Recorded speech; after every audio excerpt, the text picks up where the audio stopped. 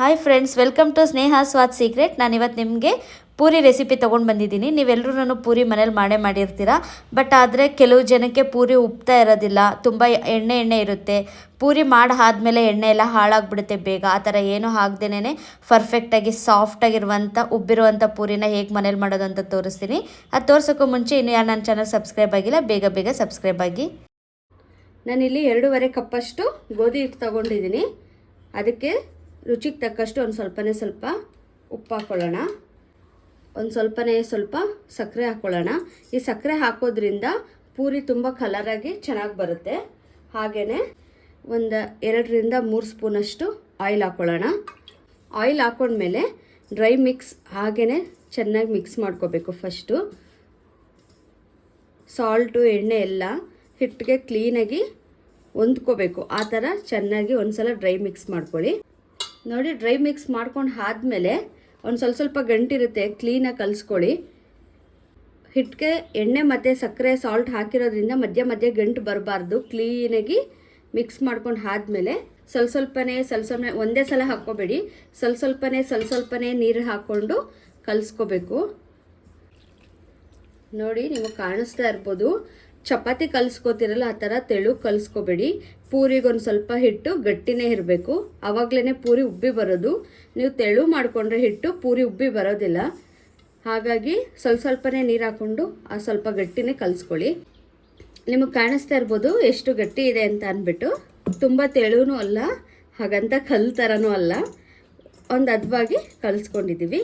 ಈ ಟೈಮಲ್ಲಿ ಇದಕ್ಕೆ ನೋಡಿ 1-2 ಸ್ಪೂನಷ್ಟು ಆಯಿಲ್ ಹಾಕ್ಕೊಂಡು ಕ್ಲೀನಾಗಿ ನಾದ್ಕೊಬಿಡೋಣ.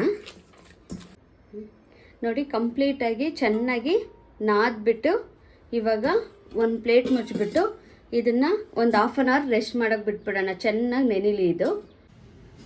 ನೋಡಿ, 1/2 ಅವರ್ ಆಗಿದೆ. ಕಾಣಿಸ್ತಾ ಇದೆಲ್ಲ ಎಷ್ಟು ಸಾಫ್ಟಾಗಿ ಚೆನ್ನಾಗಿ ಬಂದಿದೆ ಹಿಟ್ಟು. ಇವಾಗ ಇದನ್ನು ಸಣ್ಣ ಉಂಡೆಗಳಾಗಿ ಮಾಡ್ಕೊಬಿಡೋಣ. ನೋಡಿ, ಪೂರಿಗೆ ಎಷ್ಟು ಬೇಕು ಅಷ್ಟು ದಪ್ಪ ಉಂಡೆನ ನಾನು ಇಲ್ಲಿ ಮಾಡಿ ಒಂದು ಪ್ಲೇಟಲ್ಲಿ ಇಟ್ಕೋತಾ ಇದ್ದೀನಿ. ಹಾಗೆಯೇ ಒಂದು 5-6 ಉಂಡೆಗಳು ಮಾಡ್ಕೊಬಿಡ್ತೀನಿ. ಇವಾಗ ನಾನು ಸ್ವಲ್ಪ ಉಂಡೆಗಳು ಇಲ್ಲಿ ಮಾಡಿ ಇಟ್ಕೊಂಡಿದ್ದೀನಿ. ಇವಾಗ ಇದನ್ನು ಲಟ್ಟಿಸ್ಕೊಳ್ಳೋಣ ನಾವು.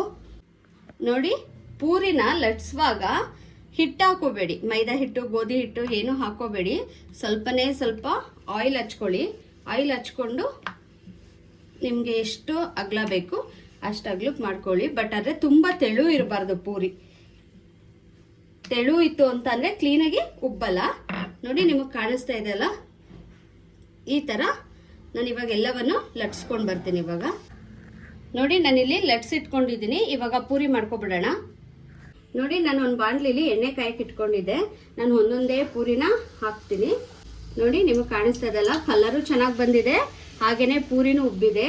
ನೀವು ಯಾವುದೇ ಕಾರಣಕ್ಕೂ ಪೂರಿನ ಒತ್ತುವಾಗ ಹಿಟ್ಟು ಹಾಕೊಂಡು ಒತ್ತಬೇಡಿ. ಹಿಟ್ಟು ಹಾಕೊಂಡು ಒತ್ತಿದ್ರೆ ಏನಾಗ್ಬಿಡುತ್ತೆ ಅಂದರೆ ಎಲ್ಲ ಎಣ್ಣೆಲಿ ಕೆಳಗಡೆ ಎಲ್ಲ ಡಸ್ಟ್ ಹಾಗೇನೆ ಹಿಟ್ಟದು ಹಾಗೆ ಉಳ್ಕೊಬಿಡುತ್ತೆ. ನೀವು ಹಿಟ್ಟು ಹಾಕ್ದೇನೆ ಸ್ವಲ್ಪ ಎಣ್ಣೆ ಹಾಕೊಂಡು ಒತ್ತೋದ್ರಿಂದ ಆಯಿಲ್ ನೀವೆಷ್ಟೇ ಪೂರಿ ಮಾಡಿದ್ರು ಆಯಿಲ್ ನೋಡಿ ಎಷ್ಟು ಕ್ಲೀನಾಗಿ ಹೀಗೆ ಇರುತ್ತೆ. ಹಾಗೆಯೇ ಇನ್ನೊಂದು ಪೂರಿ ನಾನು ಮಾಡಿ ತೋರಿಸ್ತೀನಿ ನಿಮಗೆ.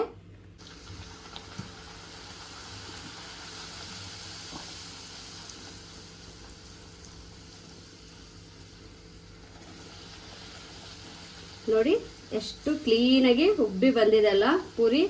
ಹಾಗೇನೆ ಎಲ್ಲ ಪೂರಿನೂ ನಾನು ಇವಾಗ ಮಾಡ್ಕೋತೀನಿ. ನೋಡಿ, ಎಲ್ಲ ಪೂರಿನೂ ನಾನು ಕರೆದಿಟ್ಕೊಂಡಿದ್ದೀನಿ. ಎಷ್ಟು ಸೂಪರಾಗಿ ಬಂದಿದೆ ಅಲ್ವಾ, ಅಷ್ಟೇ ಸಾಫ್ಟಾಗಿದೆ ಪೂರಿ. ಎಷ್ಟೊತ್ತಿಟ್ರು ಹೀಗೆ ಇರುತ್ತೆ. ಇವತ್ತು ನಾನು ಮಾಡಿರೋಂಥ ರೆಸಿಪಿ ನಿಮ್ಮೆಲ್ರಿಗೂ ಇಷ್ಟ ಆಗಿದ್ರೆ ಬೇಗ ನೀವೊಂದ್ಸಲ ಮನೇಲಿ ಟ್ರೈ ಮಾಡಿ ಫ್ರೆಂಡ್ಸ್.